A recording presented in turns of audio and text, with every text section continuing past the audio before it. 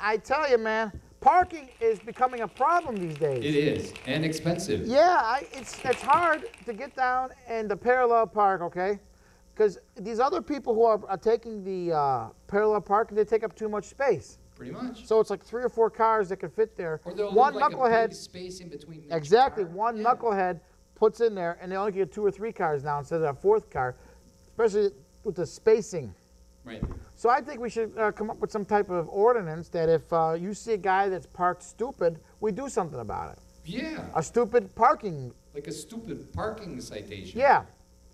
And I mean, you know, like a citizen's thing, you know, like at a citizen's level as opposed to like a legal level. Right. We should have like a citizen committee on stupid parking. well, you know, like in Chicago in the wintertime when you're out there shoveling your front of your front of your house when it snows. The parking spot. And you put your little chairs out there, your Right. tables, whatever you choose And to then put. somebody rolls right over them Right. and crushes them. You take care of matters in your own hands. Right.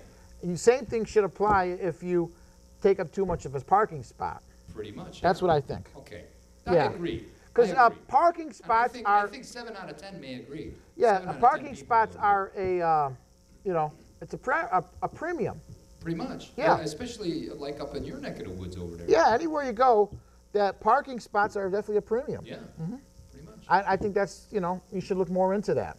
Yeah. Yeah, we should have a citizens, Forming a like citizens, a community group. yeah. Like a That- community all they group. do is they go out and Like they, a Facebook page.